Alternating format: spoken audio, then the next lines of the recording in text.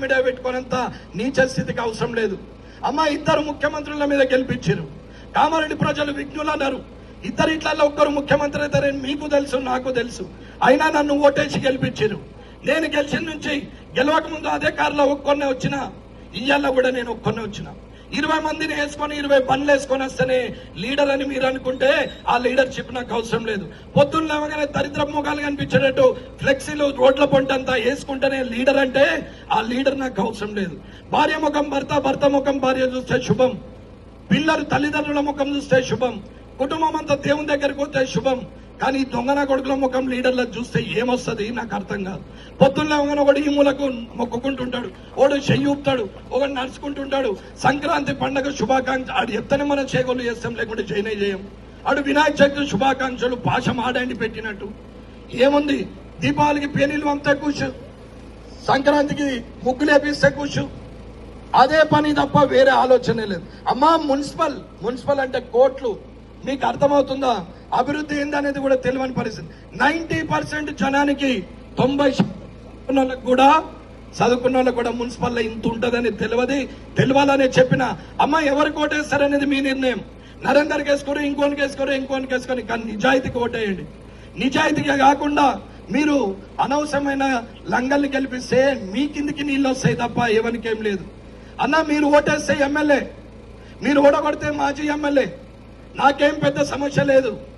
నేను ఓడిపోయినా, నేను గెలిచినా, నేను పర్మనెంట్. రమణారెడ్డి పర్మనెంట్, నా క్యారెక్టర్ పర్మనెంట్, నా నిజాయితీ పర్మనెంట్. మీరు ఓటేస్తే ఎమ్మెల్యే, లేకపోతే మాజీ ఎమ్మెల్యే, కానీ నా క్యారెక్టర్ అయితే పోదు. అందా ప్రాణం ఉన్నన్ని రోజులు నిజాయితీగా ఉంటాం. తినేది లేదు, తిననిచ్చేది లేదు. ఇది కామారెడ్డి మార్పు కోసం మిమ్మల్ని కోరుకునేది. మీకు తెలవాలని చెప్తున్న లెక్కలు. ఈడ అమాయకులు ఉన్నారని నేను అనుకోవట్లేదు, అర్థమైతలేదనేది నేను అనుకోవట్లేదు. కానీ అర్థం కాకుండా నాకెందుకులే అనుకునే ఒక మనస్తత్వం అందరికి అలవాటైంది. అమ్మా, మనకే అవసరం, మందికి అవసరం లేదు. మనకే అవసరం అని చెప్తున్నాం. ఆ రోజైనా ఈ రోజైనా అదే చేస్తున్నాం.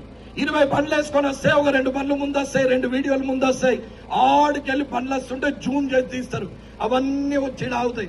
బండ్లోకెళ్ళి దిగుతాడు సారు. దిగిన తర్వాత మొత్తం స్లోమో తీస్తారు. మీతో మాట్లాడి మళ్ళీ ఎక్కుతాడు.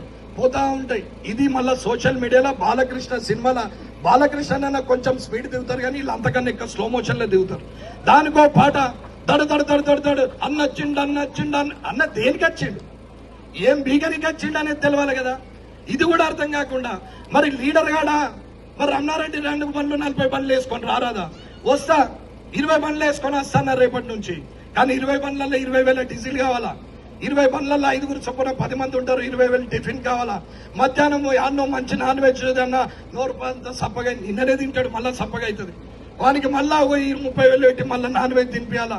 రాత్రి అట్టికి పోయేటప్పుడు అన్న నోరెండికపోయిందే అని మళ్ళా అనగానే ఆయనకు ఒక పొడుగుది ఒకటి పొట్టిది పెట్టాలి 5 అంటే 1.5 బాటిల్. దాని బట్టి స్నాక్స్ పెట్టాలి, చికెన్ 65. అది తిన్న తర్వాత ఎవరికల్లా 50,000. అన్న వచ్చేటప్పుడు 10 ఫ్లెక్సీలు, 10,000, 1,00,000 ఓన్ దగ్గర సంపాదించాలా? ఎవరి మీద సంపాదించాలా? మీ కావా పైసలు? మీ పైసలు కావా? మీ షాదీ ముబారక్, మీ కళ్యాణ్ లక్ష్మి, మీ CMRF, మీ డెత్ సర్టిఫికేట్, మీ బర్త్ సర్టిఫికేట్, మీ లేఅవుట్, మీ ఇంటి పర్మిషన్, మీ పెన్షన్, మీ రేషన్, ఇవి కావా పైసలు? ఇవిటి దగ్గర తీసుకోరా పైసలు? వట్టిగా సదావానికి మన తాత ముత్తాతలు ఏమని ఇచ్చిండ బండ్లల్లో తిరుగుమని? ఎక్కడి పైసలు? ఇంట్లో ఫ్యామిలీ 5 కాదు, ఉద్యోగస్తులు ఒక ఊరికి పోతే ఇంకో 4 వేసుకొని షేరింగ్ చేసుకొని పోతారే.